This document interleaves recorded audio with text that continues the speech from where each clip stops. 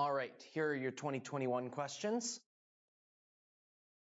We are starting with number 1, which asks mostly focused on chapter 1 topics.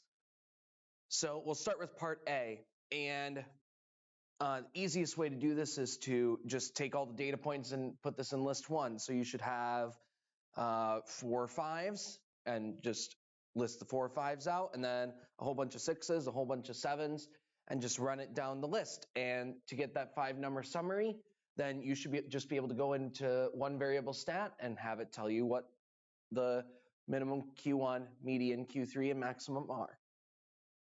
So there's your process on part A. Part B, they have you test for outliers in 2 different ways. One way we're used to, which is our 1.5 times our IQR. And so take that, add it to Q3, subtract it from Q1. Right, so our interquartile range is Q3 minus Q1, that's going to be 2. And then multiply that by 1.5, so we have 2 times 1.5 is 3. Then we're going to take our Q3, which was 8, and add it to that 3 that we just got. We're going to take Q1 and subtract the 3 that we just got. Anything outside of those boundaries, outside of those fences, is an outlier. So anything above 11 or anything below 3 is an outlier, which gives us the outliers of 12 and 21. Then, in the next part, it gives us a separate method, which is 2 standard deviations. Because remember, the idea behind that is in something like a normal distribution, which this is not.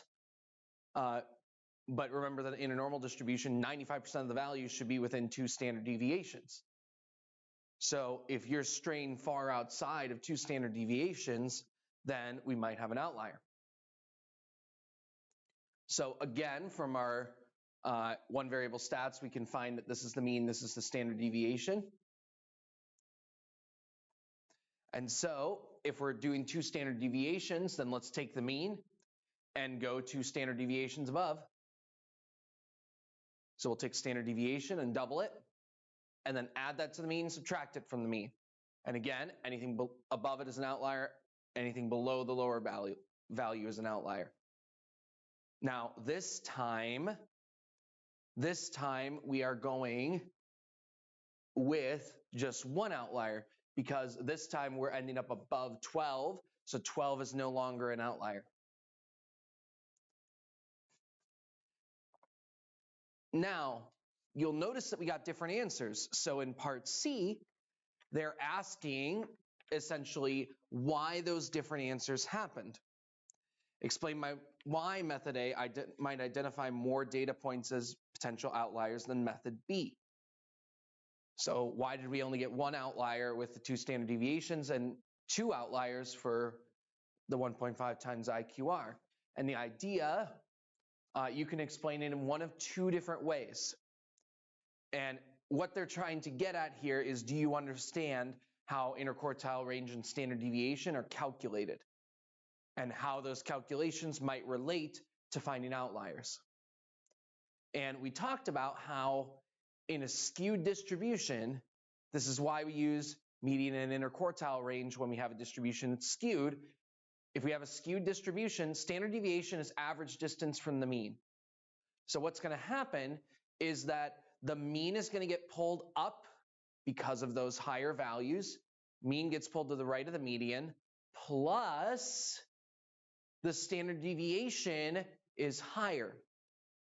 Finding the first and third quartile, not as affected by those outliers, by those really high values, by that skewness. But standard deviation takes into account every single value, which means that if I have an extremely high value, that's going to push the standard deviation up. So that's what they were looking for you to explain. Here is my explanation. Mean and standard deviation are not resistant methods to skewness and outliers for the reasons that I just pointed out. A skewed right distribution is going to pull the mean to the right and make the standard deviation larger. And then the next thing you needed to say is you needed to connect that to the outliers. So explain how that measurement of standard deviation or mean is going to be affected, and also link that to why the outliers come out the way they do. So pulls the mean to the right, makes the standard deviation larger, which will reduce the amount of high-end outliers that are found. Right? If we start at a value that's farther to the right, and then we are doing 2 times this larger standard deviation value, then we're going to find fewer of those high-end outliers.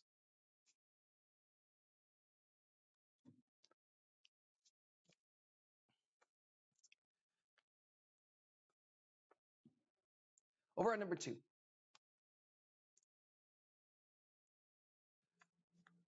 One aspect of the study is to record the number of miles. So we have 2 different methods. We have the activity tracker and we have a daily journal.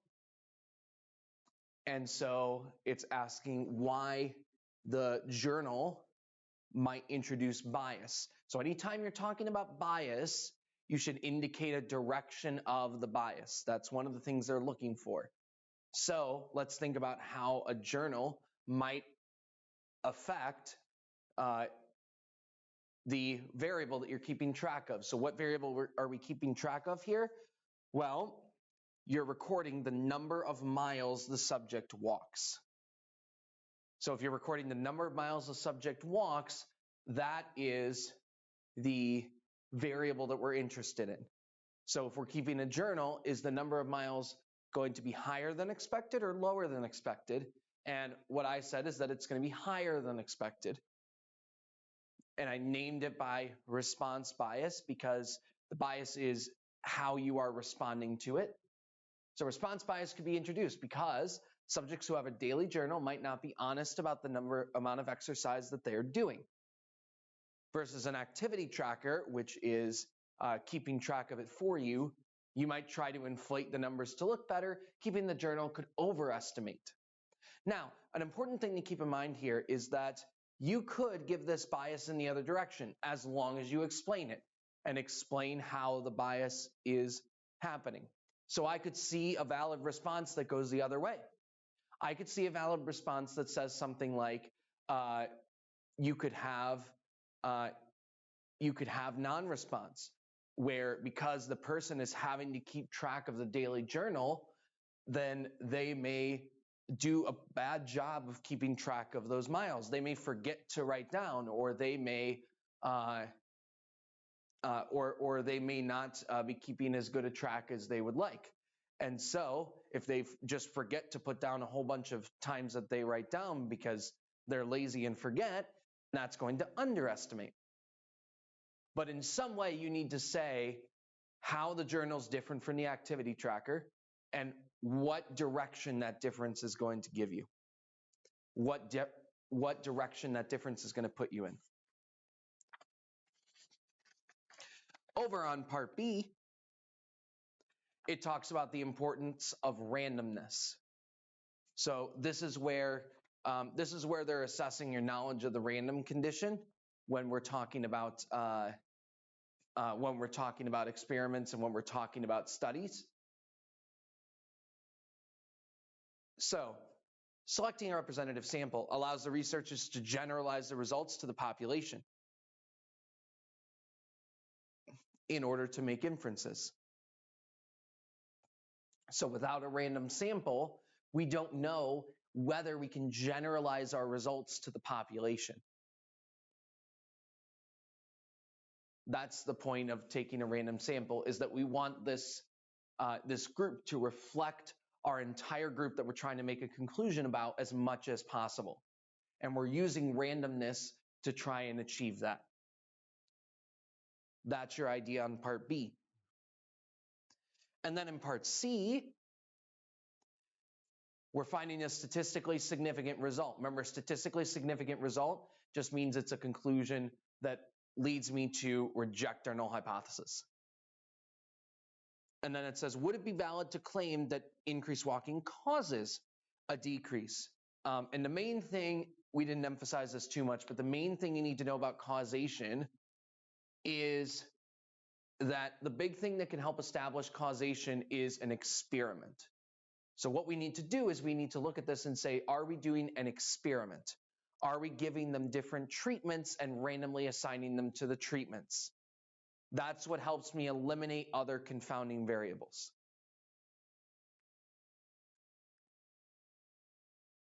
And the answer is that it would not be valid because we're not randomly assigning to treatments. So an example of how we might design an experiment is that instead of just asking them to keep track of how much they walk or run or whatever, how far they go, assign them. You have to go a certain amount of miles. And then we have different categories and different groups that we are assigning them to and saying, you're walking a certain number of miles, you're walking this larger amount of miles, and you're not walking at all. And then use that to make conclusions about how did these different groups compare to each other. Without that, we could have different confounding variables coming into play that would affect both the amount of miles walked and the cholesterol levels. And so you either would need to say that it was an observational study and not an experiment, or that there wasn't a random assignment to treatments, or explain a confounding variable that could be in play. Those were the things that they were looking for in those explanations.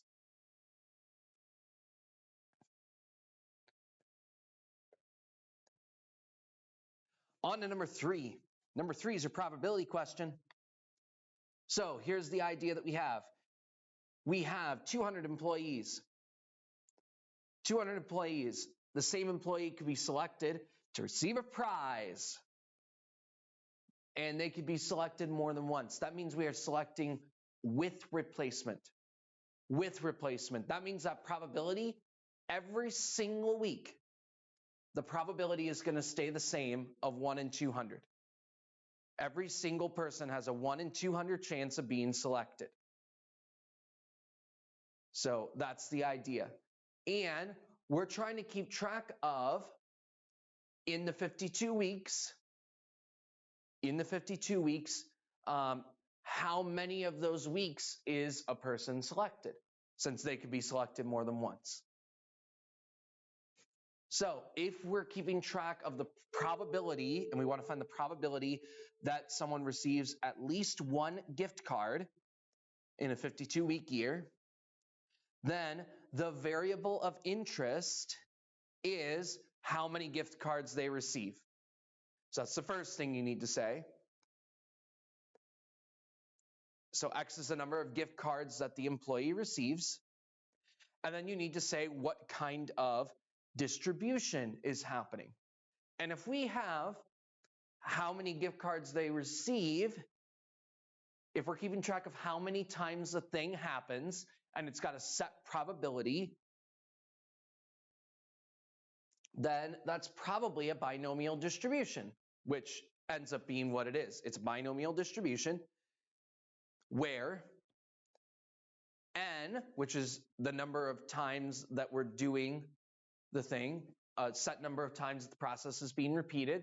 That's thing number 1 of a binomial distribution, which is 52, because this is happening over 52 weeks. And then the other part of a binomial distribution is P, probability of success. And that probability needs to stay the same every single time. That's why the fact that it's happening with replacement is so important, because it keeps that probability of being 1 in 200, because we're not taking someone out of the running once they won a prize. So that probability stays the same no matter what week we're on. So that is the probability of the thing happening. So we have a set number of times, and we're keeping track of how many times that thing happens, and we have a fixed probability of it happening. So that's the distribution. It's a binomial distribution. Then your next part is saying the probability that a particular employee receives at least one gift card. At least one. Whenever you see that phrase of at least one, this is one of the biggest hints I give in probability.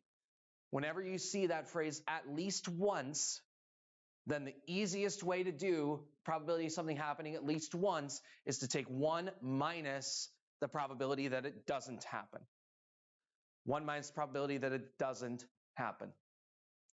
So that's the way I did it. And what's the probability that it never happens? Well, if we want it to never happen, then that means we want them to lose. And remember, the probability that they win is 1 in 200. So the probability that they lose is 1 minus that. 199 out of 200, which will be 0.995. So what that's going to look like is that they need to lose, and they need to lose the first week, and they need to lose the second week, and they need to lose the third week, and they need to lose the fourth week, and these all multiply because they're and probabilities.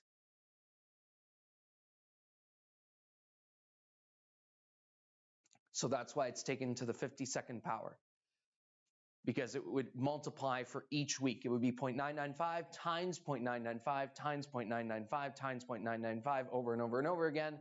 So 0.995 to the 52nd.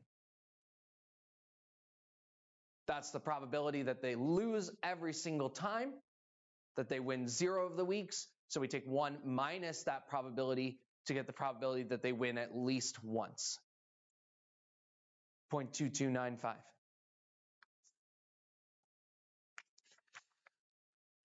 Then in part B, calculate the expected value. Well, since we know that we have a binomial distribution, this is in your formula sheet, expected value should just be n times p.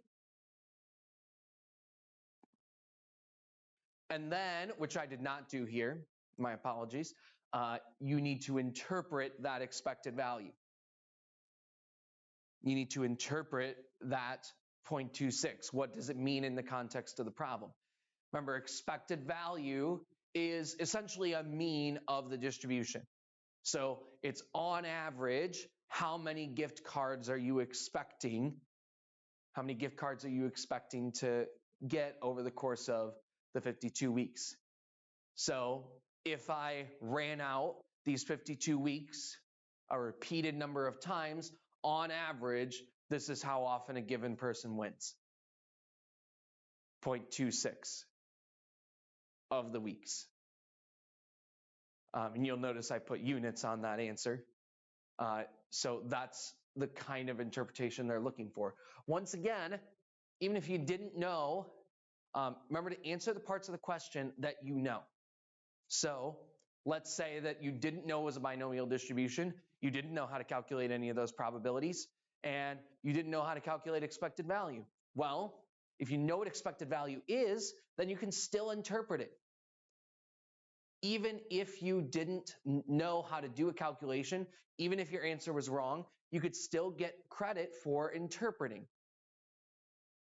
So keep an eye on that. Keep an eye on chances to earn points, even if you don't know how to do other parts of the problem. And part C is another good example of that, because it's asking, do we have an argument that the selection process was not random if we never win? Well, that's not fair. That's not fair if we never win. That must be rigged. Well, no. And there are two different arguments you can make. You can either make an argument based on your answer in part A of the 0.2295, or on your answer in part B of the 0.26. Either one is going to work for you. Either one is going to work for you.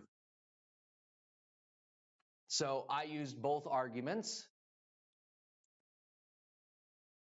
Either by that probability in part A, which tells me probability I never win is about 77%. About 77% of the time I win nothing. So it's not all that unlikely that I win nothing. That's a pretty likely outcome. Or you could make the argument of the expected value from part B. On average, how many gift cards do I expect to get? How much do I expect to win? Well, less than once. So on average, I'm not expecting to win at least one by the argument of expected value either. So either by the argument of the probability of never winning, or on the argument of how much I'm expected to win on average, Either way, it's not an unusual outcome that I don't win.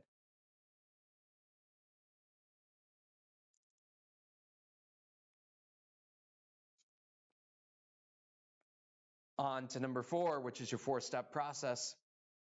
This is your hypothesis test. And it gives you your alpha level 0.05. So first of all, this is going to be a 1 proportion z-test. It's going to be 1 proportion z-test because the proportion we're keeping track of is a percent of people that place an order. So the proportion of people that place an order. And if you read the problem, you'll see that it's wanting, the manager's wanting to increase the sales by encouraging repeat purchases. So if we're wanting to increase the sales, then we want this proportion that make the purchases to go up. So that's why the direction of our alternative is greater than, because we want this proportion to go up so that we have more sales. P is the proportion of customers, don't forget to define your variable, the proportion of customers who would place an order after receiving the $10 off coupon. So in number 2, we're going to kick it off by saying that it's a 1 proportion z-test. So remember, 1 proportion, because the proportion is what we're keeping track of. A single proportion. We're not comparing 2 different proportions. We're just comparing 1 single proportion.